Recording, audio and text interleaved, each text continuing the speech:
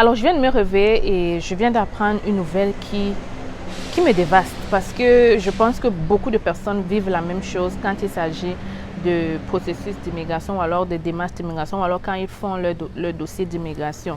Écoute la vidéo jusqu'à la fin parce que c'est une vidéo de dénonciation parce que c'est grave en fait. Regarde-le, on va se parler après le générique.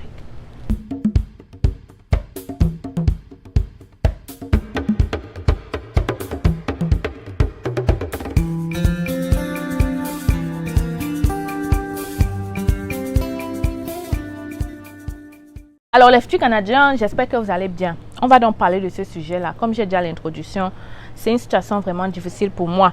Mais sachez que je ne fais que les dossiers d'immigration des personnes très proches. Vu que je n'ai pas le droit de prendre de l'argent pour faire vos demandes de visa ou quoi que ce soit, je ne fais que pour des personnes très proches gratuitement. Ok? Maintenant, donc, je suis en train de faire le dossier d'une personne très proche. Je ne veux pas dire le nom parce que je dois rester discrète. Et nous sommes à l'étape de l'examen médical. Vous savez, quand tu arrives à cette étape, c'est que forcément, tu es sur la bonne voie. C'est que possiblement, tu auras le visa très bientôt si on ne trouve rien d'alarmant dans tes examens, bien sûr. Fait que la situation est contraignante parce que ça m'énerve, en fait, de voir que de nos jours, on vit encore des situations comme ça. Mais avant de continuer, abonne-toi. Abonne-toi parce que c'est vrai qu'aujourd'hui, je te parle d'une situation triste, mais habituellement, je te montre des choses. Je te dis comment trouver de l'emploi au Canada rapidement. Je te dis comment faire tes dossiers d'études. Je te montre exactement tout sur l'immigration au Canada, mais aussi sur l'intégration au Canada. Donc, abonne-toi. Abonne-toi définitivement si tu veux réaliser ton rêve canadien rapidement. Va aussi prendre la formation qui te montre comment trouver de l'emploi au Canada, qui te montre comment faire un CV, qui te montre comment réussir ton coaching d'entrevue au Canada d'un seul coup. Bref, la formation a tout ce qu'il faut pour que tu puisses réaliser ton rêve canadien et arriver au Canada comme travailleur rapidement. Mais ce n'est pas le sujet d'aujourd'hui. Donc, on va continuer sur ça, ok? Je ne vais pas trop m'attarder. Donc, je vais d'abord t'expliquer le processus. Le processus dit quoi? Le processus dit que quand tu fais une demande d'immigration au Canada, on vérifie tes documents et on te dit maintenant si on est à l'étape des examens médicaux. Le gouvernement du Canada a des centres spécifiques dans tous les pays pour que tu puisses aller faire tes examens là-bas. Donc, il y a des médecins spécifiques. Il y a des centres spécifiques en fait. Peut-être pas médecins, mais des centres spécifiques. Alors, dans notre cas, on nous a donné, donc pour aller faire ces examens, on te donne une lettre en fait. On te donne une lettre qui va te servir à prendre rendez-vous pour pouvoir passer ton examen. Donc, on a pris rendez-vous, tout s'est bien passé, on a payé les frais de presque 200 000 ou plus, je ne sais plus trop.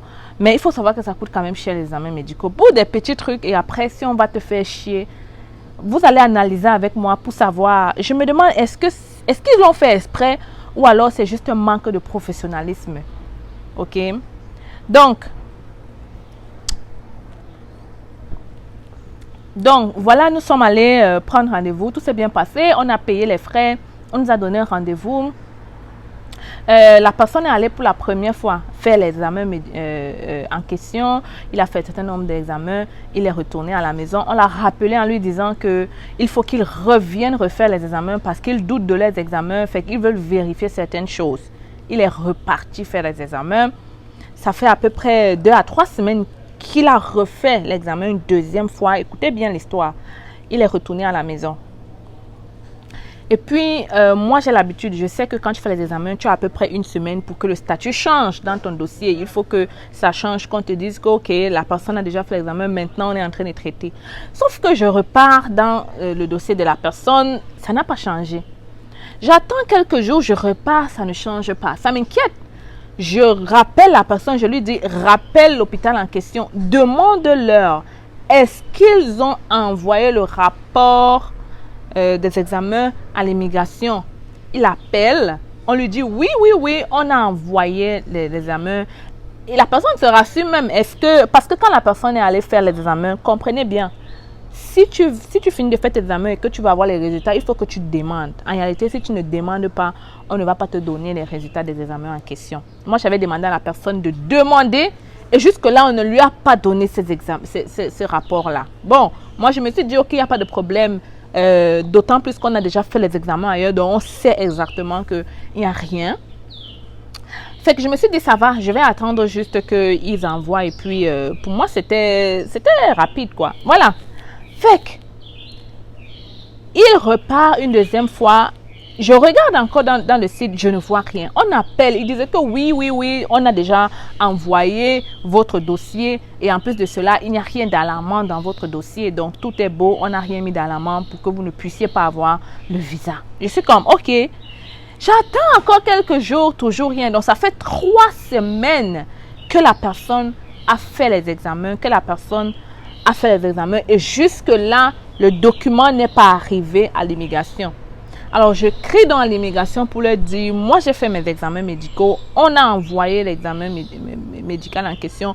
Pourquoi est-ce que dans mon dossier, je ne trouve pas de changement? Pourquoi est-ce que je vois toujours que vous êtes en train de demander l'examen médical? L'immigration me répond en me disant, on n'a pas reçu votre examen médical, donc veuillez nous envoyer par ce même courrier-là, veuillez nous envoyer ce rapport ou alors le formulaire. Parce que quand le gouvernement te demande de faire les examens, il te donne un formulaire que tu dois remettre au docteur parce que c'est ça qui prouve que c'est l'immigration qui t'a envoyé. Donc, il te donne un formulaire que le docteur doit signer. Et normalement, parce que ce n'est pas la première fois que je fais les examens, pour une autre personne que j'avais eu à faire, notamment pour le nouveau Canadien que vous avez vu récemment, lui, quand il a fait ses examens, on lui a remis directement le rapport que j'avais demandé qu'on remette à la personne, qu'on n'a pas fait. Fait que l'immigration maintenant est en train de me demander le rapport ou alors que le docteur signe le formulaire même de l'immigration. Je dis, ok, il n'y a pas de problème. Donc, je sais que c'est rapide. Je dis donc à la personne concernée, appelle encore ces gens, prends rendez-vous le plus rapidement possible. Pourquoi? Parce que quand tu es à l'étape des examens médicaux, on te donne une date et je pense que c'est 30 jours. Du moment où tu reçois le formulaire de l'immigration, tu as 30 jours pour faire ces examens et pour qu'ils puissent les recevoir. On est déjà à la limite. On est déjà en train d'arriver, de dépasser les 30 jours. Donc, je commence à être alarmée là-dessus. La personne contacte donc de nouveau le centre hospitalier, la clinique en question. Et la clinique lui dit, on n'a pas encore, l'immigration n'a pas reçu parce qu'on n'a pas envoyé vos examens médicaux. Parce qu'il manque un examen qu'on n'a pas encore fait. Et quand il me dit ça, je suis comme, what? Ça fait 3 semaines que la personne est repartie pour la 2e fois. On a rappelé, vous avez dit que vous avez déjà envoyé le rapport et que normalement tout devrait être correct. Alors pourquoi est-ce que maintenant les choses changent? Parce que sûrement ils ont vu l'email de l'immigration, donc ils savent que ce n'est plus la blague. Ils disent qu'ils n'ont pas envoyé le rapport médical. Pourquoi? Est-ce que je suis en train de me questionner. Est-ce que c'est juste un manque de professionnalisme ou alors les secrétaires n'ont pas bien fait le travail ou alors c'est comme ça qu'ils ont l'habitude de faire avec des gens où tu payes pour avoir des examens médicaux et après on ne fait rien. On ne fait rien parce qu'on sait que tu ne vas rien faire, parce qu'on sait que tu ne connais pas l'immigration, parce qu'on sait que tu ne pourras pas les contacter. On ne fait rien. Si réellement vous n'avez pas envoyé l'examen, ça fait 3 semaines, vous auriez dû vous rendre compte que cette personne a payé et les examens n'ont pas été envoyés. Ça veut dire que si je ne répondais pas, si je n'écrivais pas et si on n'appelait pas, on n'aurait jamais su qu'en réalité, les examens n'ont jamais été envoyés. Parce que qu'est-ce qui allait se faire dans la suite? C'est que j'allais juste entrer dans le dossier de la personne et j'allais avoir un refus de visa. That's it. J'allais avoir juste un refus de visa. Et quand tu as ça, la personne va se dire que c'est peut-être parce qu'il y avait quelque chose dans mes examens médicaux. Et pourtant, c'est juste parce qu'on n'a jamais reçu tes examens. Vous voyez ce qui se passe en fait. Quand il s'agit d'immigration, il y a trop d'arnaques là-dedans. Je ne comprends pas pourquoi. Je ne comprends pas pourquoi les gens se permettent d'abuser des autres. Tu payes pour un service. Tu payes même extrêmement cher pour ça. Le gouvernement canadien vous fait confiance en vous donnant cette tâche-là. Et vous voyez ce qui se passe. Imaginez le nombre de personnes qui ont eu des refus de visa juste à cause de ça. Récemment, j'ai ma soeur qui me disait justement qu'elle a 2 personnes qu'elle avait fait ses cousins. Ils avaient eu un refus de visa et pourtant ils étaient déjà arrivés au niveau de l'examen médical. Peut-être c'était la même raison, qui sait? Qui sait? Qui sait? Parce que quand tu arrives à l'examen médical, normalement, la seule raison pour laquelle tu peux ne pas avoir le visa, c'est que tu as un problème dans les maladies. Et quel examen on fait? C'est plus des maladies infectieuses, les syphilis, de ce que j'ai vu sur le petit. On fait la syphilis, on fait les rayons X, on fait la consultation générale. Donc, c'est vraiment des maladies infectieuses qui peuvent faire en sorte qu'on ne te donne pas le visa. Fait j'ai demandé à la personne, mais qu'est-ce qui a bien pu se passer? Hein, si j'étais là-bas, croyez-moi, j'allais faire un scandale. J'allais faire un scandale, comme ça allait permettre qu'ils ne refassent plus jamais cette erreur-là. Parce que c'est la vie des gens qui sont en jeu, c'est les rêves des gens qui sont en jeu. Les gens ne peuvent pas se permettre de faire du n'importe quoi quand ils ont déjà reçu de l'argent pour un service. Quand le gouvernement leur a fait confiance, tout a été payé. Vous savez combien ça coûte pour arriver au niveau de l'examen médical? Ça coûte beaucoup d'argent. Et comment toute une institution peut se permettre de dire qu'on n'avait pas envoyé? Alors, tu allais attendre jusqu'à les 30 jours passent et après, j'allais juste avoir un refus. Parce que quand l'immigration me répond comme ça ne change rien. J'ai besoin de renvoyer ces documents dans les brefs délais. Et tu vas voir, ils vont commencer à contourner. Tu vas partir lundi, ils vont te dire mardi. Tu vas partir mardi, ils vont dire qu'on va faire l'examen, on doit attendre que ça sorte. J'ai dit à la personne, cette vidéo-là va arriver au niveau de l'immigration du Canada. Je vais toucher qui ça doit être. J'ai les preuves de paiement, j'ai les preuves qu'on a payé cet examen médical. J'ai les preuves, j'ai tout. J'ai l'email du rendez-vous, j'ai tout ce qu'il faut. J'ai tout ce qu'il faut. Donc, j'attends rapidement que ces personnes-là agissent. Parce que sinon, ça va devenir une question personnelle pour moi. Parce que si ça peut aider à ce qu'ils arrêtent. Parce que dans ma tête, moi, ce qui me passe en ce moment, c'est juste que c'était de l'arnaque. Ça veut dire qu'ils ont pris des choses, ils n'ont pas fait l'examen, sachant que ça va passer. Par la même occasion, je vais vous parler. Il y a un certain Stell Eugène qui est en train... je vais mettre sa photo ici, là, qui est en train de faire des ravages sur Facebook en mon nom, en disant que c'est moi, parce qu'elle a mis Stell et tout, elle a mis mes photos de profil dans sa page Facebook et elle est en train d'arnaquer les gens. Les amis, j'ai déjà dit maintes fois dans ma chaîne, sachez que la seule façon pour entrer en contact avec moi, c'est à partir de mon email hello@cfacile.com ou encore cfacile@yahoo.com. Sur Facebook, je ne suis disponible que dans ma chaîne C'est Facile Canada. À part ça, je ne vais jamais créer une chaîne avec mon nom pour vous. Pourquoi je vais faire ça si j'ai déjà une chaîne C'est Facile qui a presque 100 000 abonnés? Parfois, réfléchissez un peu. Une personne publique comme moi ne peut pas être sur Facebook avec 50 abonnés et vous demande de faire des choses, vous payez. La seule façon pour me joindre, c'est à partir de mes emails. Sur Facebook, ce n'est que la page Facebook. On a à peu près 104 000 abonnés. Donc, référez-vous à cela. Quand vous voyez des gens vous écrire en mon nom, si tu veux même confirmer, fais comme cette personne. Parce que moi, je ne suis pas au courant. Je ne suis pas là à regarder Facebook tous les jours pour savoir si les gens m'arnaquent. C'est si vous m'écrivez par rapport à cela que je sais en fait qu'il y a une personne qui est en train de faire. Donc, c'est une personne, un abonné qui m'a écrit en m'envoyant la photo Facebook des conversations avec la personne. Il voulait se rassurer que c'était moi. Je lui dis non, ça ne peut pas être moi. Je ne peux pas te donner un numéro du Canada. Jamais vous allez me voir vous donner mon numéro du Canada. Je ne peux pas parce que sinon je serais trop saturé avec les questions. Jamais vous n'allez me voir faire ça. Donc, s'il vous plaît, soyez vigilants parce que vu qu'on grandit de jour en jour, quand on aura plus d'abonnés, ça va encore augmenter, ça va s'accentuer. S'il vous plaît, soyez vigilants. Je ne vous écrirai jamais sur Facebook avec mon nom personnel. Je ne suis disponible qu'à partir de C'est Facile Canada et à partir de notre chaîne YouTube ou à partir des 2 emails que j'ai donnés. Ok? Donc, c'est tout. Et le jour où je vais arrêter de donner ces emails, bon, il y a souvent les gens aussi qui m'écrivent par email en me disant Stell, je ne suis pas sûre que c'est toi. C'est sûr que si je donne un email, c'est que c'est moi. Le jour où vous allez vous voir, je ne fais plus de vidéos pendant 2 semaines. Sachez qu'il y a quelque chose qui se passe. Peut-être que j'ai été arnaqué, peut-être que je ne suis plus là.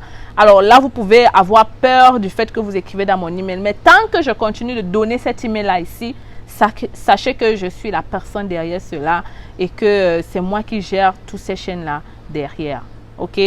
Fait que la vidéo aussi, c'est d'abord pour vous dire que quand vous faites vos dossiers d'immigration, soyez en alerte. Ne laissez rien dormir. Ne laissez pas le temps passer en disant que j'ai à déposer, j'attends. Non, non, non. Mais je suppose que c'est parce que vous ne connaissez peut-être pas la procédure. Mais j'ai fait une vidéo aussi pour vous montrer comment rejoindre l'immigration. Pour ceux qui vont demander comment tu as fait, j'ai déjà fait une vidéo là-dessus pour vous dire comment rejoindre IRCC. Aussi simple que ça, c'est la même chose que j'ai fait pour les rejoindre. Donc, vous pouvez utiliser la même chose si vos dossiers tardent, si vous trouvez qu'il y a quelque chose qui ne va pas, écrivez-leur. Ils vont vous répondre, c'est sûr. Moi, ça m'a pris 2 jours pour qu'on me réponde. Donc, vous allez faire la même chose. Moi, je dis juste pourquoi les gens font ça. En fait, je m'interroge. Et ça m'énerve. Ça m'énerve parce que ça freine tout un processus. La personne était censée être ici depuis longtemps. On est en train de tourner pour rien du tout. Donc, s'il vous plaît, soyez à la main. Quand vous faites vos examens médicaux, s'il vous plaît, demandez à avoir le rapport. C'est l'erreur que j'ai commise. Même si j'avais dit à la personne après, bon, j'ai négligé. Sortez toujours de là. Le même jour que vous faites, normalement, on doit vous envoyer un email dans les jours qui suivent pour avoir ce rapport-là. Si on ne vous envoie pas, allez leur demander. OK? Allez leur demander. Donc, j'attends ce rapport et je vais vous donner la suite là-dessus de qu'est-ce qui s'est passé. Et je ne vais pas non plus citer le nom, le pays, mais je dis que si les choses tournent mal, je vais venir citer ici le pays, l'endroit, la clinique, tout y compris. OK? Donc, faites attention. C'était dans votre styliste en CV canadien. Je vous laisse ici. Je vais prendre mon café. J'espère que chez vous aussi, ça va. Passer du temps en famille. En tout cas, c'est férié chez nous. On est vendredi.